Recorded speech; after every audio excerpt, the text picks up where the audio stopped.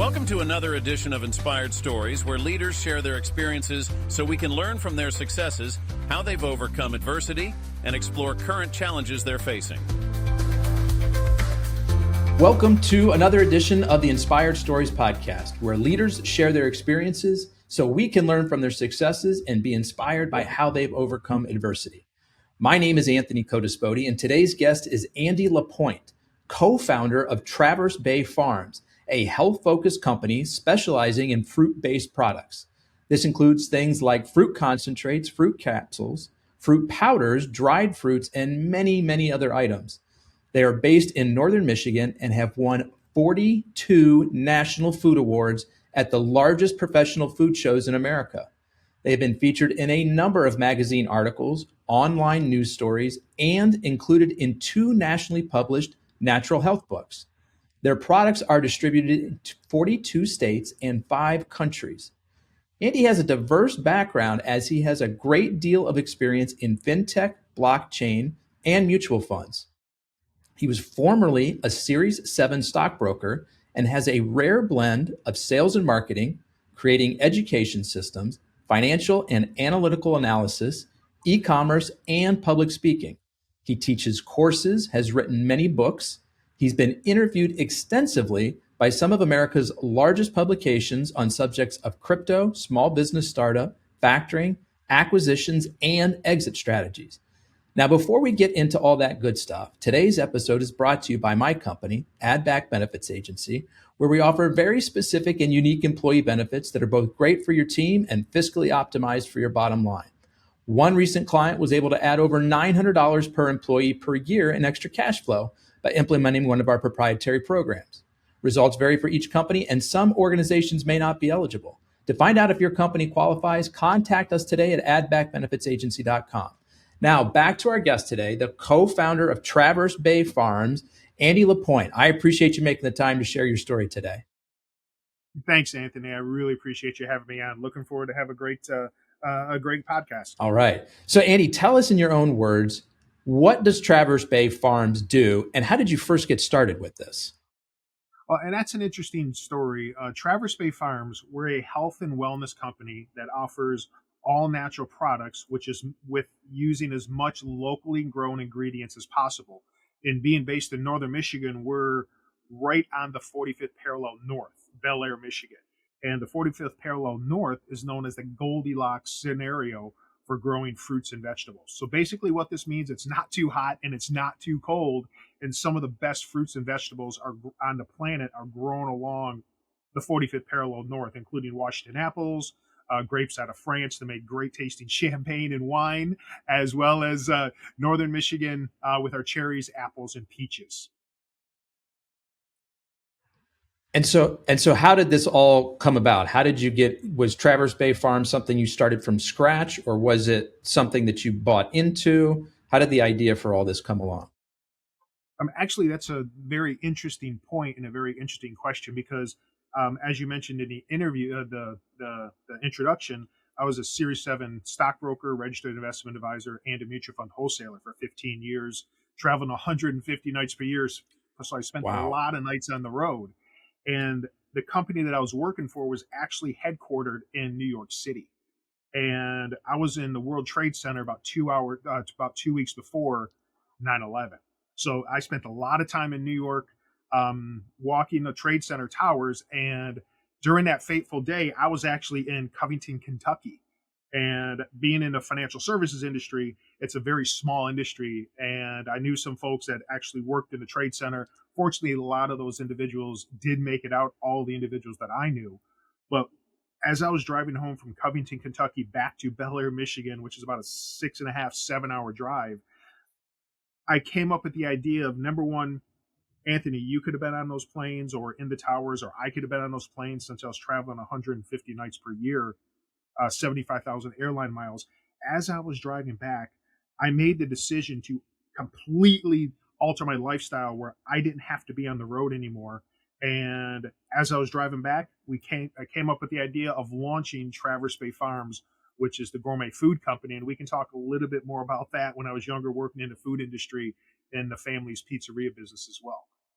Okay, so the inspiration for this came out of the tragedy of 9/11 and realizing maybe, hey, this all this travel that I've been doing is, I don't know, maybe I'm not enjoying it. Like I want a different lifestyle. Was that part of what was going on here? Absolutely, it's one of those experiences in life when you get a whack on the side of the head and say, you know what, it was a turning point for my life, and I think everyone goes through that at one time or another, where something tragic or traumatic happens in your life, just a simple experience, and for some folks, it could be driving the car and a deer run out in front of you, and you hit the brakes or swerve off into a ditch. Those traumatic experiences are life altering, and for me, that was a very life altering event of taking a look at my lifestyle as I was driving back, driving through Ohio with Patterson Air Force Base, the planes taking off, hearing on the radio that there's booms going on. No one kind of knew what was going on, but they were actually sonic booms as the planes were taking off. So it was a very interesting experience coming back, and all of that led to the decision of taking a step back, realizing what was most important for my life, my lifestyle, as well as my family, and how I can use the experience that I had in the corporate world and transition to become a lifestyle entrepreneur. Okay, so it does sound like we need to rewind back a little bit further to understand where the idea for this came from, because immediately prior to this, you were in a completely different world, right? You were Mm-hmm. going to the World Trade Center, you were in the financial space, Series 7 stockbroker. But it sounds like earlier in your life, you had some experience in the food industry. Tell me about that. Absolutely. Growing up from 14 to about 18 years old, I had four uncles that were in the pizza business. Actually, they were franchisees for one of the largest pizza chains in the U.S. And matter of fact, one of my uncles actually grew up with the owner of the pizza franchise, and they were actually horse jockeys at the DRC, the Detroit Race Course, when they were 14 years old. So when I was 14, I actually grew up in the pizzerias making pizzas, working the commissary, working the dough. But most importantly, that was a influence on me in the food industry. And what that really taught me to do is to have dedication to work. Number one, number two, the love of food, and number three, the love of service. Because when you make a pizza, when you make a salad, it doesn't matter what you make. For a customer or your own family, it's actually a love of service because you're actually creating something that you want someone else to enjoy. So that kind of instilled onto me the love of food and the love of service. So that does date back to when I was 14 years old, being in the food business. So that's where my experience and the love of food and service really started, and that's how this cultivated into the Traverse Bay Farms with our gourmet food business. So tell me a little bit more about love of service. Was that something that was just kind of innate to you in your early work experiences, or was that something that was passed down to you from a work mentor or a family member? Actually, and it was from my grandmother, Mame. She was French Canadian. Actually, my great great grandmother was a Ojibwa uh, Indian, and my great great grandfather was a French fur trader. So they migrated from Canada down to northern Michigan over the generations. And Mame, she spoke broken English, mostly French. I don't speak French as much as I probably should. Last name of LaPointe, but Mame, she actually taught us the love of family as well as the love of food. As a matter of fact, Mame and my cousin, the one who was one of the franchisees for the pizzeria business, they actually shared a 10-acre plot. And we had apple trees, peach trees, grapes, a family community garden where we'd go over every Sunday, pick all of the stuff out of the garden, all of the apples, all the cherries, and then we'd sit on Mame's porch and she would just talk about food. She would talk about different things about pulling us together, and she always loved to cook. So I think that was ingrained into me for the love of service and all those warm memories of growing up, being in the kitchen with Mame and helping her cook, but most importantly, enjoying those great recipes from my grandmother when we were younger. That's a great story. As someone whose own grandmother had a big influence on him, it sort of Mm-hmm. warms my heart hearing you talk about yours. Okay, so the love of service, love of food, cultivated at an early age, big life smack upside the head kind of moment driving back on, 9/11 and realizing, hey, I want to do something different with my life. And so then connect the dots a little bit more for me. Like what were the first steps to actually get Traverse Bay Farms launched?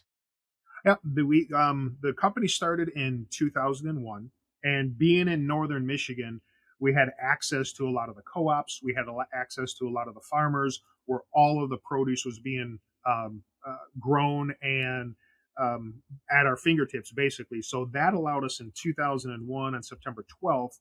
We actually started. The concept started on September 11th. On September 12th, we actually started the business and launched it. And then in 2009, I stepped away from the corporate world full time to work on my business full time. So it did take us 8 years to transition.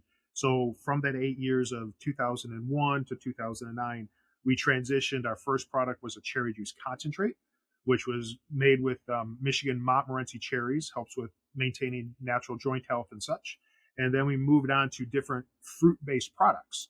And what we wanted to do is not only use as much locally grown produce as possible in all of our fruits and all of our products, which included the fruits and vegetables, because we knew the farmers and the growers, but more importantly, to help share the story of northern Michigan, of having some of the best produce, not only in the region, but also in the U.S., being right on the 45th parallel north.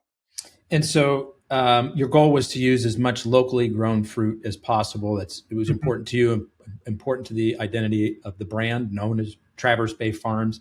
I'm going to assume that you were using probably contract manufacturers then to take the fruit and process it the way that you guys wanted it, first into the juice product and then later into other things.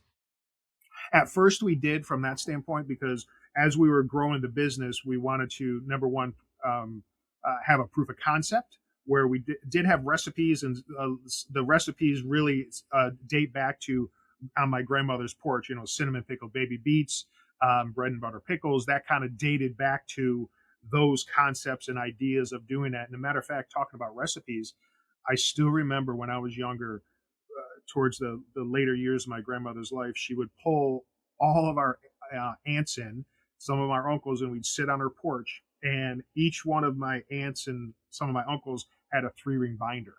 And Mame would share family recipes, all just verbally spoken, and everyone would write it down. And then you'd photocopy them and give them to everyone else on the porch. So that's where some of the recipes actually originated from. And I still have those fond memories of the closeness that food brought our family together, and sitting on that porch. And most importantly is that open communication, because when you really think about it, Anthony, food is the only product in the world that is actually invited into every single experience of us as individuals, from funerals to births to weddings to graduations. That's the only product that is invited into all of those moments, important moments of life. So my dedication to service means when we approach a recipe from the very beginning, using proof of concept, and as we grew the company, all the magic happens in Bel Air now. But as we grew the company, what that meant us and allowed us to do is really have that company culture of understanding for our mission and our employees that we are a very important part of our customers' lives. We're just not putting food in a jar. And what I really like to stress with your listeners is, no matter what you do for a career, everything you do in life touches a customer, touches somebody else. And approaching that as, we are invited into important retirement decisions, estate planning decisions, taking that love and expanding that into that relationship or that meeting with a client. That's the difference between adding genuine value add or just being another individual helping them to reach their goals. And that's when you really able to reach down deep and really make that personal connection. And for us, since 2001, and for me, yes, it was with financial services, but with food, it has taken me to that next level, because it's every single event of a person's lives, from, as I mentioned, wedding, birth to death, graduations, and all the other important events of someone's life. I really like all that, Andy, because it's clear that there's a passion for you that goes deeper than just, hey, I've got a great product to sell. And I think that's a fine way to approach a business, right? I mean, you want to develop a good product, you want to get it out there, you want to sell it and market it and distribute it. But it's clear to listening to you that there's a deeper purpose and a passion behind what you're doing, which I have to assume shows up in not only how your employees come to work and how they approach their own work, but also as customers interact with you and your staff, that's something that has to rub off on them as well. So I would guess that you've probably got, at this point, 20 some years later, a pretty solid base of loyal customers who really respond to that type of messaging.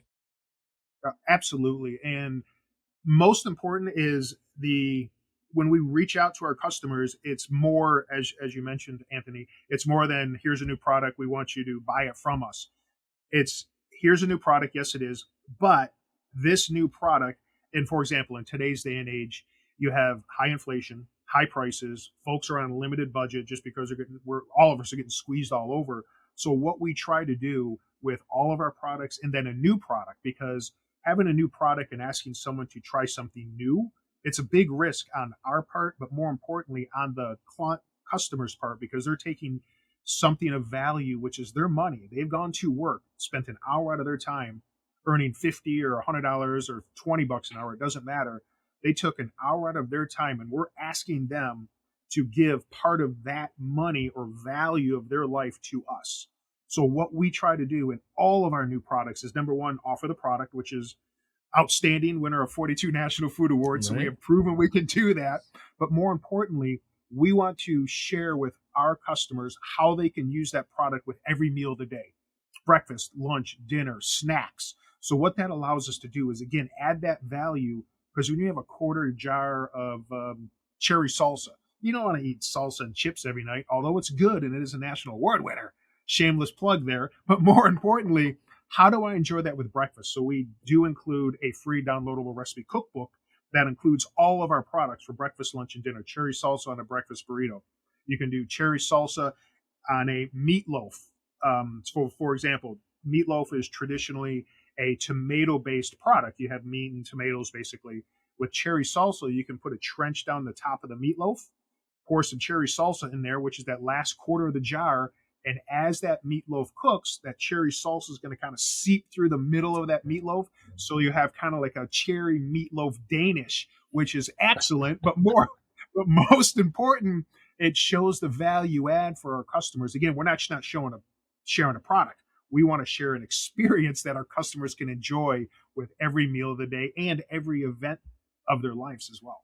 So talk to me about how you got from 2001, 9/11, 2001 to here we are, 23 years later. What were sort of the big levers, the big moments in the growth trajectory of the business? Were you guys, I'm thinking particularly about, sales and marketing, were you guys focused a lot on e-com early on? Was it a lot of big box distribution? What was kind of the strategy? What really helped you guys get where you are today? The strategy 100% was e-com, because coming into the gourmet food business, or any food business, for example, and since we're talking about the food business, it's really hard to get shelf space. Even it being a specialty brand like we are, the local grocery stores, they only have this much shelf space, and they already have 6 or 8 different products in there that are proven sellers.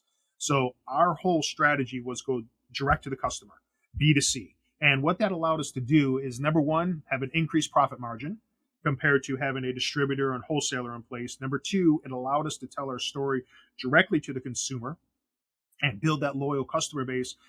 But most importantly, number three, it allowed us to take our brand and build it and shape it and mold it to how we wanted to do it, rather than just having a product on the shelf. And e-com was very new at that time. And I mean, this was, 2001. I mean, it was pretty new. I think you still had pets.com. You had to build your own shopping cart back then. There was no Shopify. Exactly. Yeah. No. Yeah. And actually, when I was traveling wholesaling, the one way I leveraged my time when I got back to the hotel at night, I actually built my first website on GeoCities, if anybody remembers that. Oh yeah, I'm that old. Yeah, There I you go. remember. Yep, with the purple flashing signs that Yep. everyone thought was the best thing since sliced bread at the time. But that was the first site. It was GeoCities. So it was absolutely econ number one. But what really took off was research started to come out about the natural health benefits of Montmorency cherries, Michigan grown Montmorency cherries.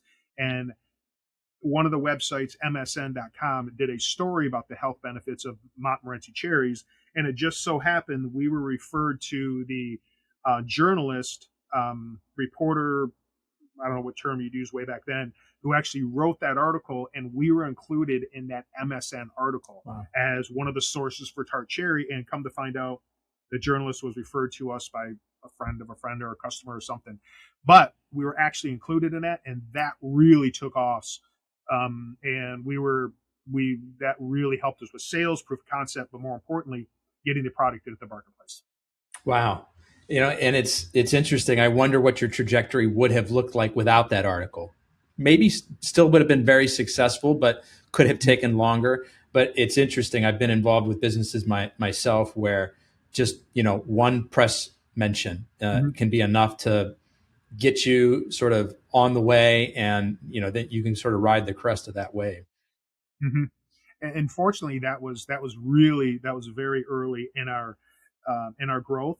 And what that basically allowed us to do is, number one, of course, with the growth, that allowed us to go to some local grocery stores and starting to put our product on the shelves in local grocery stores. But Anthony, that came with another challenge, because if we're making cherry salsa, for example, there were 6 or 8 other companies that are also making cherry salsa in northern Michigan. So for a gourmet food company, or excuse me, for a supermarket to take off a good selling cherry salsa product and put an unknown like ours, what we decided to do rather than beat our head against the wall is, number one, create a raspberry salsa or a black bean salsa using raspberries or black beans. Michigan is one of the top growing black bean states in the nation. So rather than trying to bump another SKU off, we went to the store managers and said, you know what? You already have a cherry salsa. How about a black bean salsa? You don't have that. So that allowed them to expand their salsa selection to their customers, but that also allowed us to start getting our SKUs onto the shelf with our different product line. Because why butt heads against a leader in the marketplace when you can strategically come alongside and be on the same shelf space as them without trying to knock them off, because the buyer's simply not going to do it. Yeah. So how does the sales percentage wise break down now, e-com versus brick and mortar? Actually, the brick and mortar right now, we have wholesalers, which is direct to the stores. Then we have distributors, which is distributors sell to the stores. A lot of our business is direct to the consumer, number one, but we are distributed in 42 states. And that's through the very strong relationships we do have with our distributors and wholesalers. And the benefit about having a business today, no matter what business you're in, you have the ability to offer your products online, of course, distribution and wholesale. And for example, Faire, FAIRE.com, is a online website that allows specialty food companies such as mine to list their products, and stores across the nation can pick it up. So the leverage opportunity today is absolutely fantastic. But back to your original question, we do have a very strong online presence. Number one, a very strong distribution presence, being in 42 states, as well as 5 countries internationally. So from that standpoint, we're probably a third. So what we never wanted to do is be reliant upon one income source. We wanted to have multiple streams of income, having multiple relationships, because to be quite honest, in the summertime, a lot of folks are not shopping online. They're out at the beach, they're on their boat, they're at the cabin. So the online sales historically go down.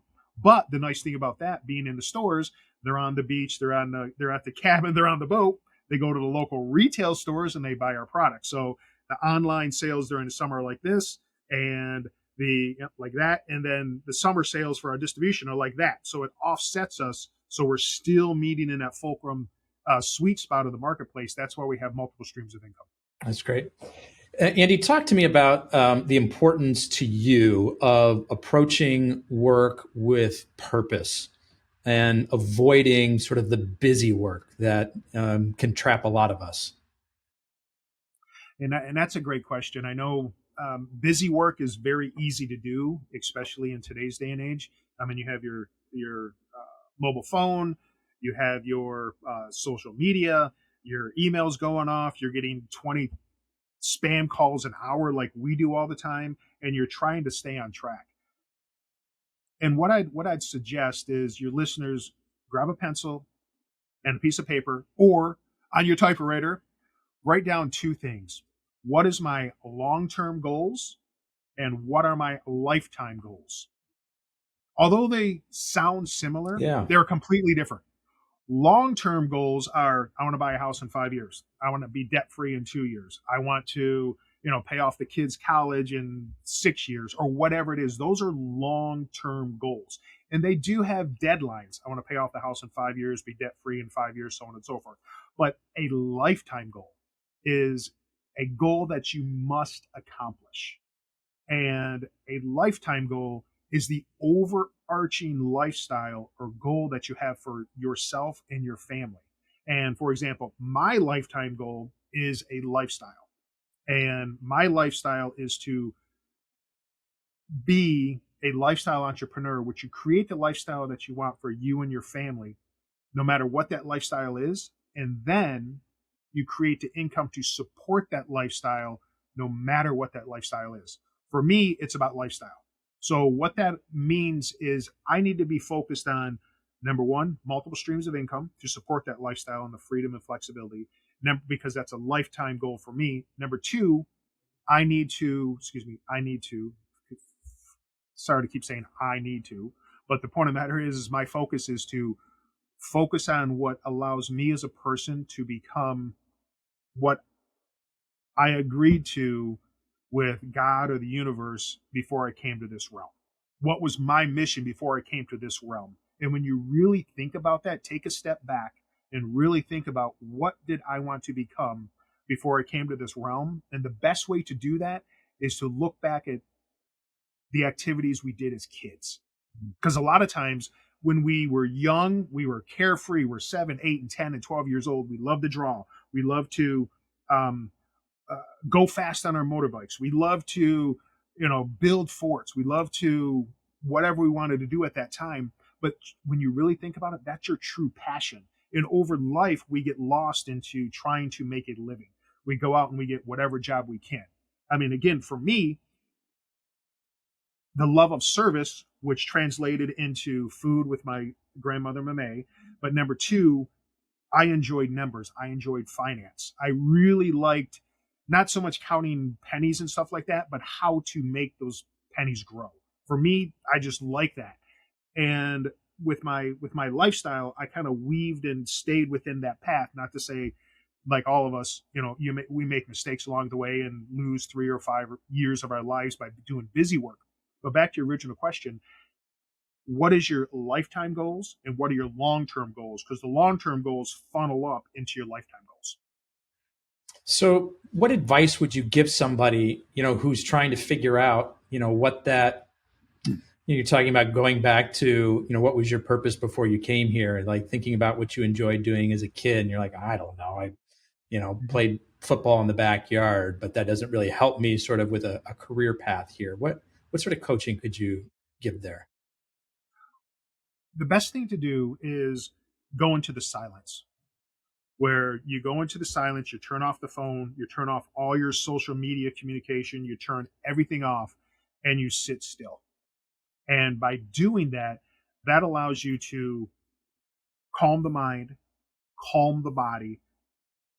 And what is amazing about the silence is you don't have to say anything about the silence. Let the silence come to you.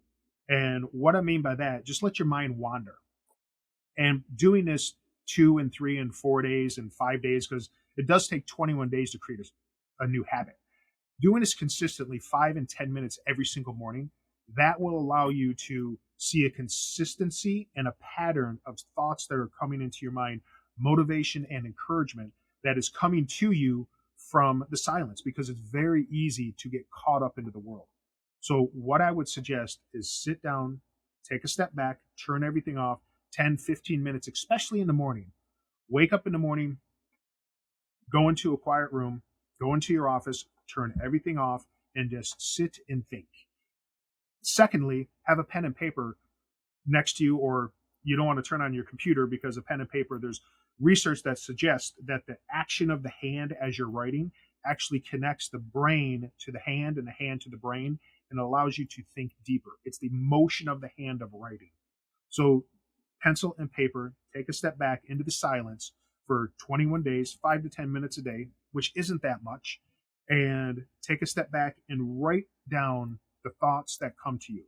So number one, that'll give you guidance. If you're like, I really don't know what I'm interested in or what I should be doing, but more importantly, that allows you to take a step back and kind of hone in your interest, number one, your special talent and skills, number two.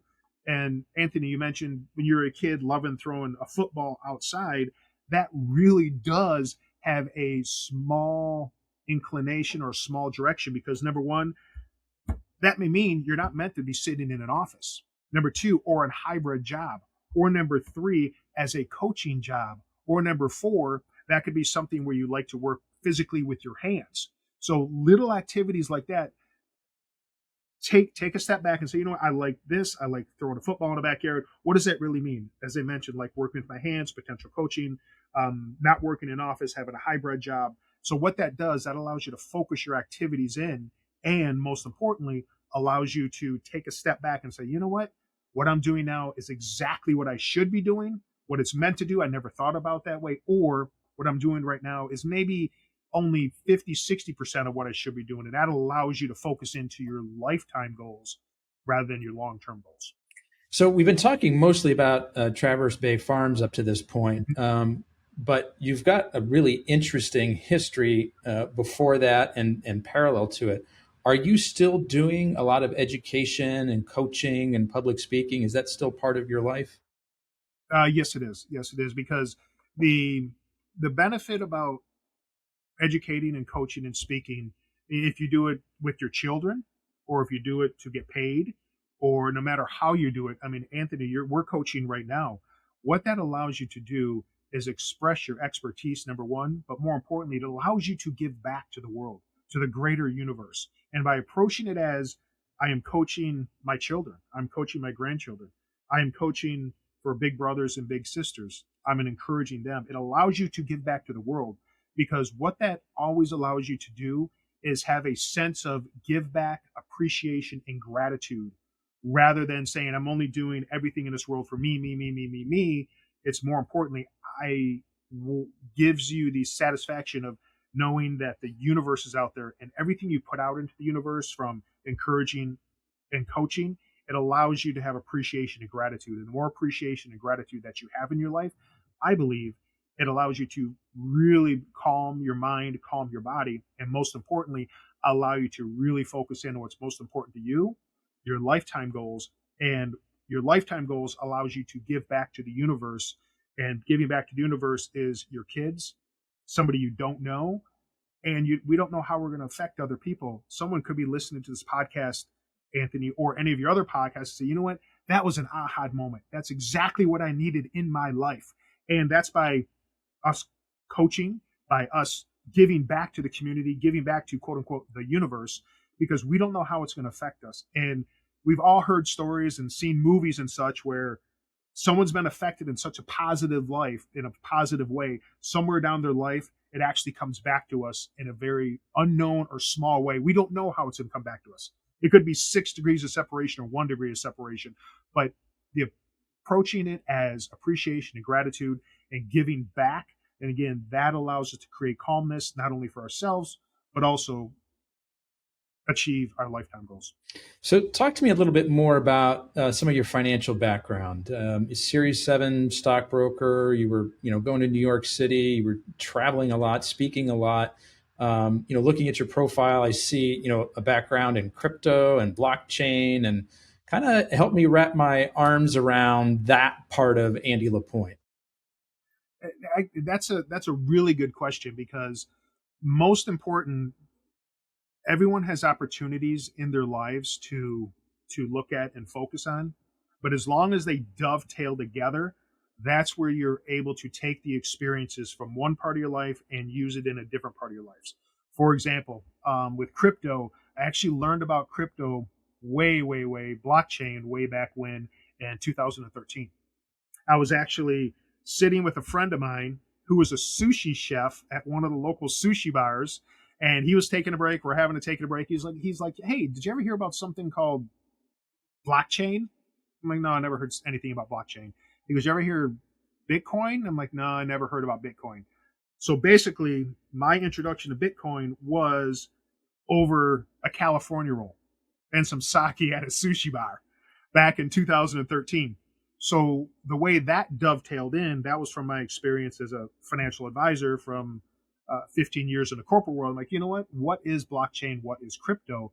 Because with crypto, that's basically digital money. And in my mind, that equated to financial advice, financial advising, corporate consulting, mutual fund wholesaling. And then from a blockchain standpoint, that was authenticity, transparency, as well as integrity of transactions. You didn't have a third party affecting transactions or any fraudulent attempt because of the blockchain. And coming from being trained in the financial services, everything was about compliance. In my mind, everything is about compliance today, where you do have certain guide rails. You have to stay in those guide rails. And when you do stay in those guide rails, you can actually move faster forward than you could if you try to go outside, the norms of society or anything like that. So the blockchain, that really caught my interest from that standpoint. And so talk to me about the kinds of people that you're generally speaking to, whether it's in smaller group or one-on-one coaching, or it's the courses that you're putting out there, or the public speaking that you're doing. Who's the audience that's generally receiving this? Are they just kind of your average Joe? Are they small business owners, large business owners? Kind of paint a picture for me. Well, my one of my first courses on Udemy, for example, was an introduction to cryptocurrency and blockchain. And I created that back in about 2015. And to answer your secondary question, most of it is one-on-one. When I do individual consulting, is one-on-one. Number two, course consulting, where they purchase my courses on Udemy or on Amazon, for example.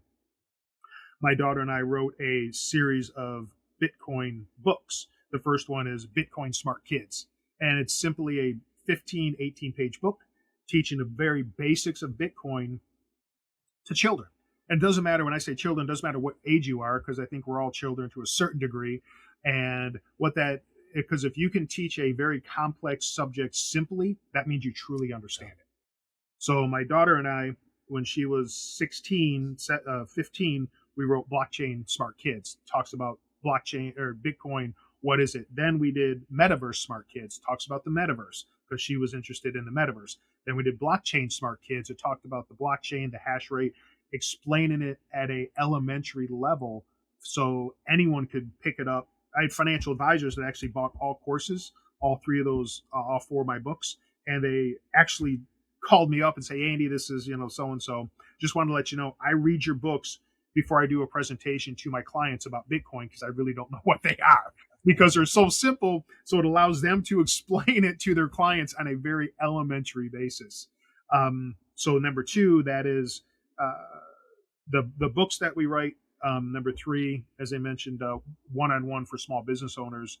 And then because the way I approach everything is, whenever we create a course or a guide to teach somebody else, and whenever we learn a new subject, no matter what it is, it's always good to approach it as being a teacher. So, for example, when I first started learning about Bitcoin, I had no clue what it was, because, like I said, I was eating California roll, had some sake, and that was a great dinner. But when I went back, is okay, how do I explain it to other people?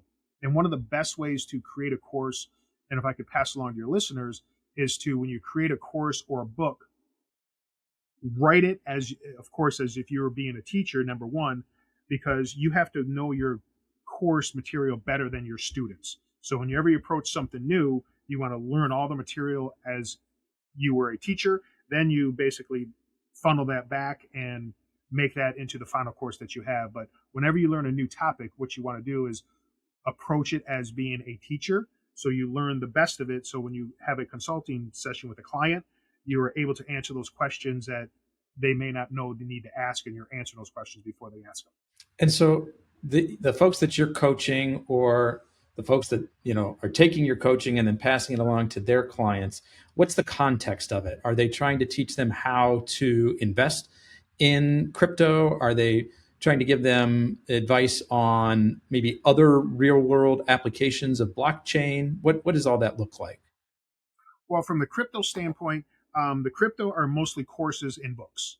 And for example, I'm a equity investor in a crypto education startup company based out of Vancouver. So we're about 3 years old now. We're going through the steps of bringing those courses to public. So I'm also an investor in a crypto startup education company too, from that standpoint. And then from my experience of creating the courses, as well as bringing that and doing presentations to clients, that's where the company that comes into it. So from that standpoint, we're teaching investment advisors specifically how to present crypto blockchain to their clients, so their clients can make intelligent investment decisions into Ethereum, into Bitcoin, as well as what is blockchain as the underlying backbone for cryptocurrencies. So from that standpoint, that is an educational standpoint. That is for institutional clients. So aside from sort of the speculative element that goes along with crypto, what do you think are some of the near-term applications for crypto and blockchain in general? Well, blockchain in general, of course, is the underlying authority of cryptocurrencies. And for example, I have a company called AgTracer, and it's a blockchain-based company. And what AgTracer basically does is we are building this out, and it allows farmers and growers to record onto the blockchain when their crops were harvested, how their crops were grown, if they're using pesticides, if they're organic, number one. And then number two, they can place that information onto the blockchain. So that allows the consumer the trust of knowing how the produce is grown, how the product is grown, when it was harvested, as well as each distribution point along the way. And the proof of concept, for example, is Traverse Bay Farms. So what we're doing is we're going through the proof of concept now, where we basically say, okay, we're taking these ingredients in, we're putting it onto the blockchain. These are the ingredients. This is the manufacturer date. This is the storage date. Then it went to this wholesale company, this distributing company, and then the store puts it on their shelf. So it basically has a traceability factor from batch all the way to product. But more importantly, as you go to farmers markets too, AgTracer will allow farmers to do the exact same thing. They have a produce that was just harvested last weekend. You have a farmers market on Friday. They'll have that blockchain application where someone can take their smartphone, hit the QR code, and it'll show exact traceability from harvest all the way to sitting in front of the farm stand at the local farmers market. So there's a lot of flexibility, but anything that has to do with blockchain, with the traceability and the trust factor, that's most important. And crypto is a secondary component because blockchain is the underlying focus. Cryptocurrency is, from an investment standpoint, it's a risky investment, number one. Diversification is important, number two. But also, you do have to do your research when you do start selecting the different cryptocurrencies out there, because back in 2013 there were Bitcoin, Ethereum wasn't even there. You had Litecoin. You had maybe 2 or 3 dozen cryptocurrencies out there. I think now you have 10,000 plus cryptocurrencies out there. So research is most importantly from that standpoint. But it all goes back to the underlying blockchain of those cryptocurrencies. So you're in the proof of concept stage for AgTracer that you just described now.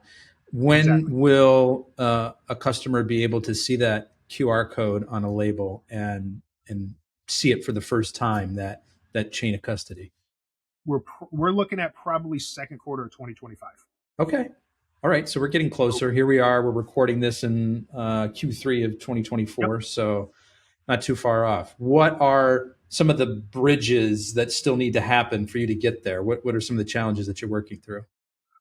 A lot of it is, number one, anytime you make a company, of course, you have to have the value add for the client. You have to have the value add for the consumer.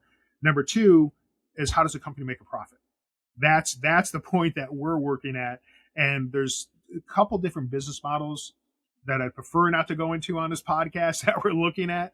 But there are some different business models that we are looking at from a revenue generation source, and subscription based, of course, number one, print on demand, number two. There's 2 or 3 different models we're looking at. So that's the different branches that we're looking at now. So proof of concept is probably about 70 to 80% done.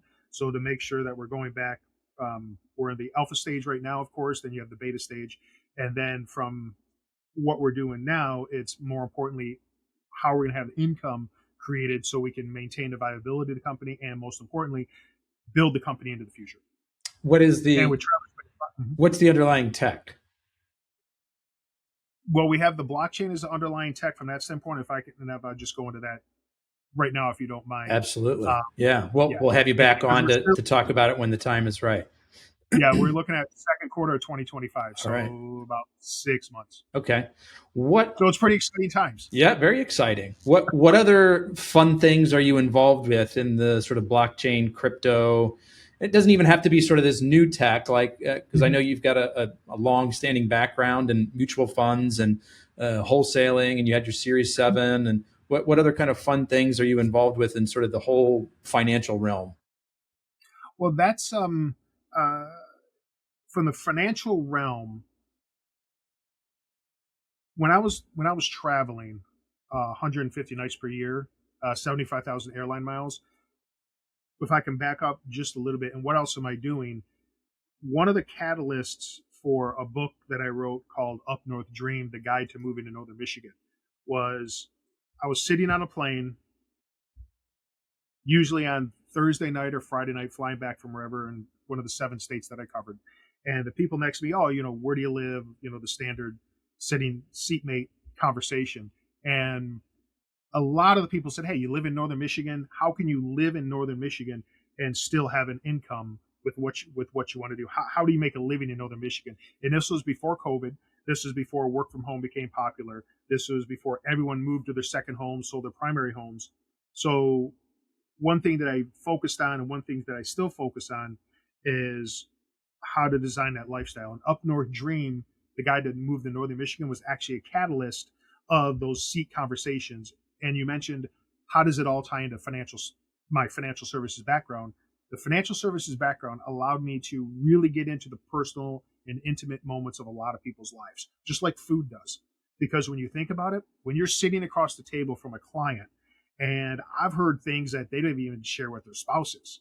I heard thing that, someone has $1 million to invest, come to find out that their spouse is cheating on them, their kids are on drugs, they're doing this, they're doing that, and they've never told anyone else this. But having that confidence of sitting across the table from someone, they're more than likely they're disclosing that. Just like when you go to your doctor, you're disclosing information. So my Up North Dream book, that lifestyle book, allowed me to use that financial services background to write a step-by-step guide how to move to Northern Michigan. And I actually taught classes in the Detroit area, because most of the people moved to Northern Michigan at that time lived in the Detroit area. And I taught evening classes. People would pay $150 an hour. It'd be an hour course, $150. I'd sell out using the adult community education courses, where they'd go through the adult community education courses. They'd take my course for $150, and there'd be 30 people in the class, and I'd get half of that. And I did that for about 4 or 5 years, using the extra time and leveraging my time. So that's how everything kind of dovetails in together, of taking a step back, using my financial services background, and writing that step-by-step guide, which was a catalyst of sitting next to folks on the plane. How do you make a living in Northern Michigan? Mm-hmm. Interesting. And really focusing on that purposeful, meaningful work, and stepping away from the busy work, and what's the biggest actions I can do. And it's like, wow, I can sell out this course, 30 people, $150 an hour. I get to keep half of that, and I get to educate people on a topic that was, communicated to me that a lot of people had questions about. And it all goes back to that service when we were originally at the beginning of our podcast, Anthony. It's that dedication to service. It's that long-term, not the long-term goals. Of course, I wanted to write a book. That was a long-term goal, but the lifestyle goal was that income and giving back to the universe. So Up North Dream allowed me to do that, because what that did is, of course, that created an income to support my financial goals, but more importantly, the lifetime goals was living a lifestyle that I wanted for me and my family, creating the income that I needed to support that lifestyle, no matter what that lifestyle was. So that's how everything kind of dovetailed together. And no matter what your experiences in your life, again, if you take a step back and say, I coached football, but now I'm doing this in the corporate world.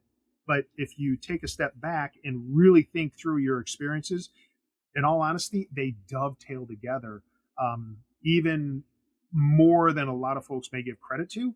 If you take a step back and say, okay, how can I use this experience to help me reach my lifetime goals? And just take that step back, go into the silence, and work through that step by step. What are some of the fun growth goals that you have for Traverse Bay Farms? Any good projects other than what we've already heard about with the blockchain that you're going to be integrating there? Well, that's a fun goal. That's moving forward. Number one, because that takes advantage of the technology in the marketplace and the demand in the marketplace, but also it allows more trust for my company in the marketplace, because we're giving that forward. One of the other fun things that we're looking at is actually pulling back some of the products that we're offering. Not that they don't sell, but by pulling back on some of the products that we're offering, it may not seem like fun, but it really is. Then we can focus on, because right now we have about 40 different SKUs.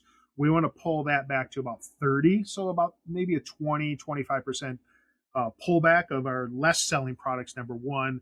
But more importantly, that's going to allow us to focus on the products that have more flexibility in the marketplace and more ability for us to really add value to our clients by taking a step back and creating more recipes, breakfast, lunch, and dinner recipes, snack recipes for our, for these remaining 30 some odd products. But more importantly, the other fun thing we're really going to focus on doing is going back out to Hollywood and meeting some of our celebrity clients.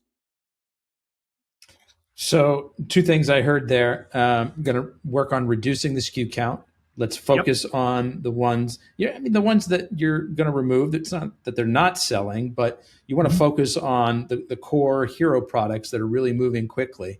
That's going to allow you to simplify inventory management. It's going to help with cash flow. It's going to help you sort of refocus your efforts on the ones that are your best sellers.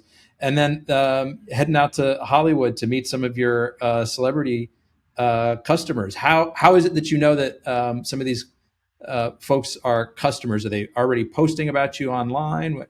What's going on there? Actually, it's a really cool story. Probably about 12, 13 years ago, we get a call from just a customer. And she gives us a call and says, hey, you know what? I've been a customer of yours for a while. I've been buying from you. I'm like, yeah. And she goes, I've been buying from you. And we're like, yeah, we know we know your name and stuff like that. And she goes, you know what? I work in Hollywood and I have a lot of celebrity that are clients. We're like, really? And she goes, well, you know what? If you would like, I've shared your products with other folks in Hollywood and they like it. If you'd like, why don't you, this is 10, 12, 15 years ago. She goes, if you like, why don't you come out to Hollywood? I will set you up at some of my events, give you a chance to meet some of the celebrities that I hang with. So we've been out to Hollywood every 3 to 5 years at Oscar and Emmy award parties as well. And on our website, we have currently probably about 30 or 40 photos of celebrities with our products. We have celebrity testimonials on our website that we've just met from customers of ours and say, we like your product. We want to introduce you to other people that we've been with. So it's really cool. And with COVID, we were going to go out there 20 of COVID because COVID happened in end of 19. But we're going to go out there in February of COVID. But that's when that started really locking everything down and no one knew what was going on. So probably 2025, we'll go out to another Oscar and Emmy party. So we've been out there a couple times. So it's been really cool. Where can I see these pictures on your site? Yep. If you go to Traverse Bay Farms and then About Us. Actually, if you go to Traverse Bay Farms, the Tart Cherry capsule page, you'll see a video testimonial of Kevin Serbeau. a great individual. He was 1980s Hercules series. He has some new series out now, as well as the What If movie, which is a phenomenal movie from several years ago. Yeah, he's given us testimonials for our tart cherry capsules. He's given us testimonials for our cherry prime. And what's really cool about that, Anthony, it has given us an opportunity to, meet some of the greatest people out there from that standpoint. Oh, that's what makes it fun. That is a lot of fun. Yeah. Yeah. Any other celebrities that you can mention? Yeah, we have a lot of celebrities. For example, Ernie Hudson from the Ghostbusters. I mean, I have 2 retail stores.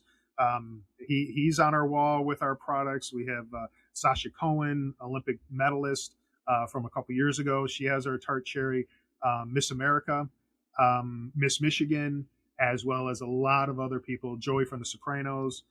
He's on our wall. So there's a lot of folks that we've met over the years, and there's some of the best folks you'll ever meet, which is fun and it's cool. You wouldn't expect to see that, but that's really was formed by just going out, doing the hard work, blocking and tackling, but most importantly, giving back and having folks really, really reach out because they know intuitively that you're doing a good job as a company and as individuals, and plus it's fun. Aside from the fun component, are you able to measure an ROI, or is that a little bit kind of fuzzy, hard to do? It's kind of fuzzy, hard to do because there's no, this is a infomercial. This is a, hard dollar outlay to do this from that standpoint. But as I mentioned, we do have folks that give us a call and say, hey, I saw this in your website. That's my favorite actor or actress. If they're using it, I know I want to buy it. Yeah. And again, that's really fun, and that allows the fun factor because several years ago, we took our employees out there with us too. So not only do we get the experience as company owners, we always have our employees experience as much as they can as well. So, Andy, people listening to this are like, wow, this Andy LaPointe guy, he's really smart, very successful. He's, migrated from, one industry to a completely different one, and he's found success in it, and he continues to have his hands in both of those things. Man, this guy's just Superman. What they don't realize is that, everybody has struggles, right? Everybody's gone through hard times. Everybody's had, challenges they've had to overcome. What's something either on a personal or professional side of things that big challenge you had to overcome and some of the lessons that you learned coming through the other side? I think the biggest challenge to overcome, of course, is emotionally and, figuring out your lack of self-confidence to a certain degree and your lack of confidence of going into a new industry that you've never been into. I mean, everyone has those, but I think the biggest overcome is to, no matter what you face in life or in your business, as Napoleon Hill said, every adversity has a seed and of equivalent or greater benefit. And everyone's had adversities. And being in business, losing money is the biggest adversity ever. And if you don't mind, when we were first starting out, when we were really getting into from B2C, we're going to B2B for distributors. We had a distributor that we started to distribute through. It was a local distributor just a couple hours south of us. And, the first order was maybe $2,500, half a pallet. Then our second order, another month later, was $5,000. And then 2 months later, it was $10,000. And then 4 months later, their third or fourth or fifth order, whatever it was close to $30,000. And they're paying us, which is fine. They're paying us, and we're finally successful. We have a distributor. They're paying us. And so that was going up the mountain. But what happened, and what typically happens as a trend in the food distribution industry, and this is just a little bit of an insight, if you ever have a customer that has been with you for 20 years or 2 months, they start buying regularly every 15 days, and they pay you every 30 days or whatever terms are.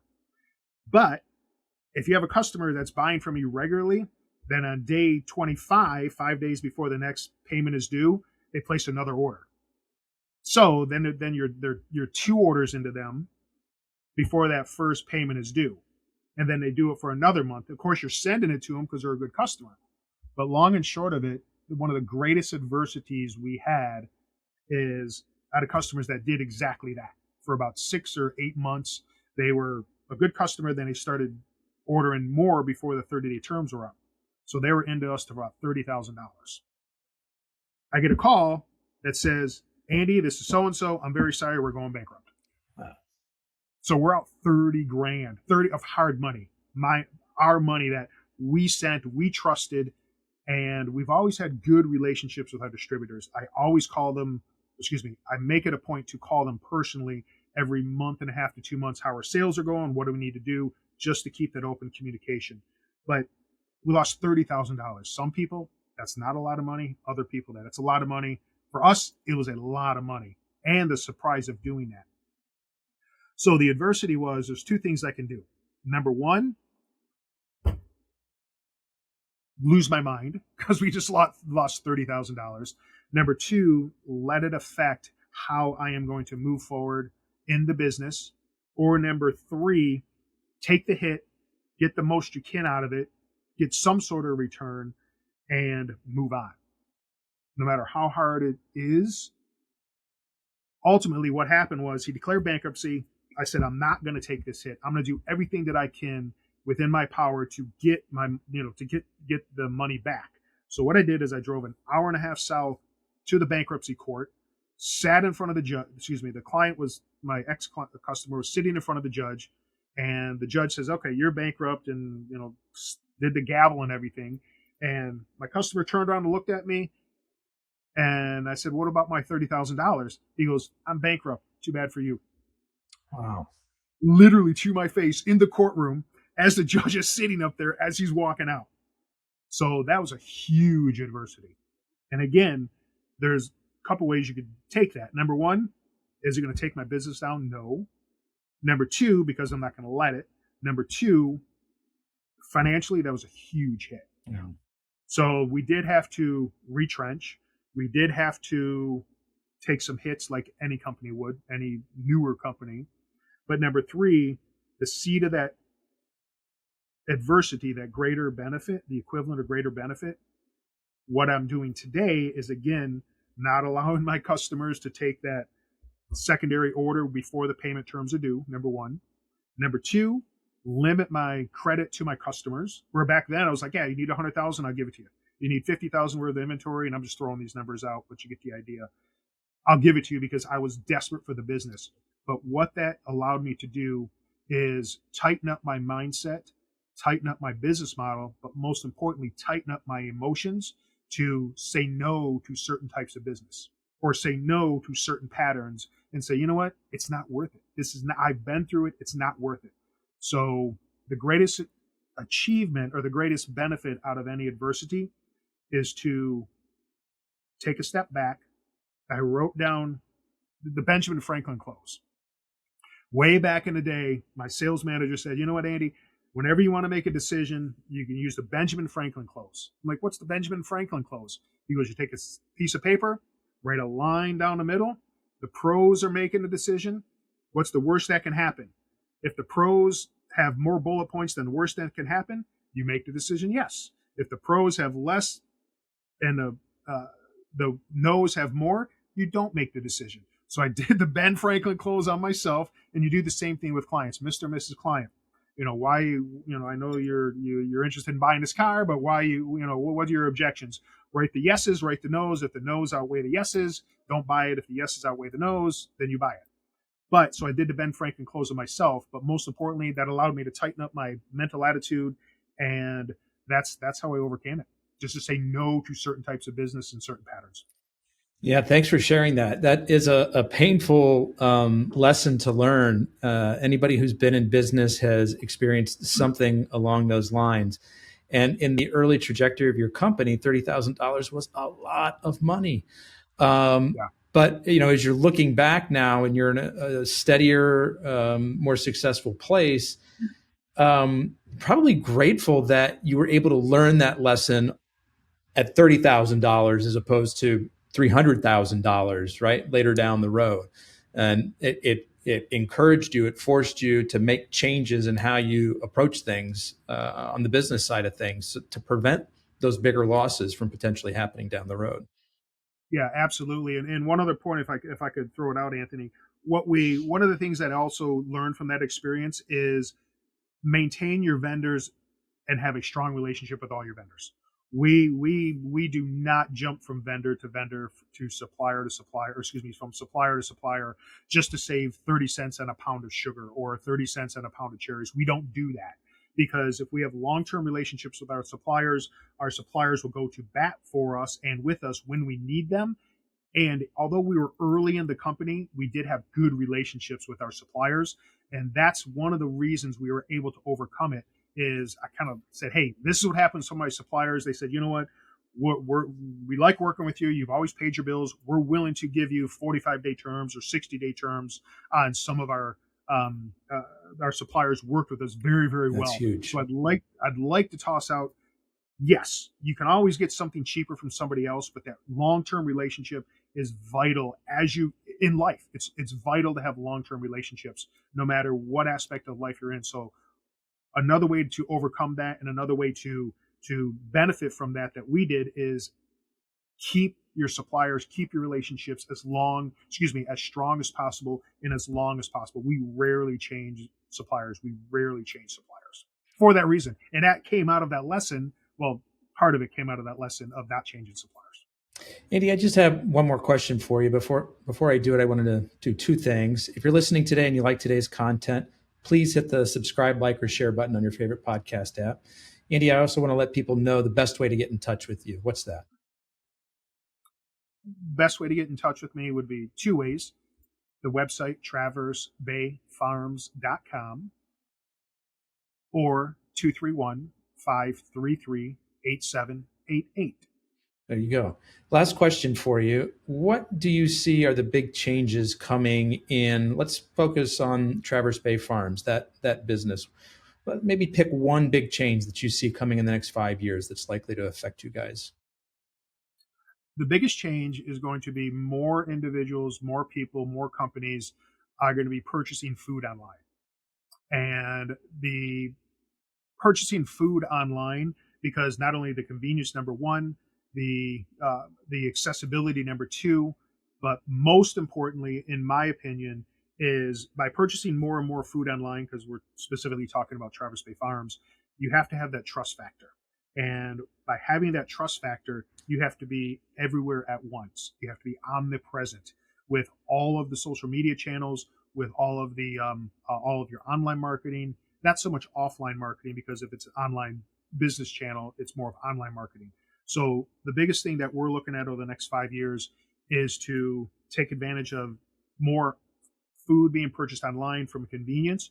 But more importantly is, folks, when they do purchase food, it's something we consume into our bodies. It's something that we eat, which is very, very personal to each and every one of us. So what we're doing is we're not only maintaining, but also increasing that trust factor when they purchase our brand, know it's nationally award-winning, quality ingredients, but more importantly, that we stand behind all of our products and we deliver it to our customers. So the biggest trends that we're seeing is more gourmet food purchases online through convenience, and number two, from a price standpoint, that's very, very important.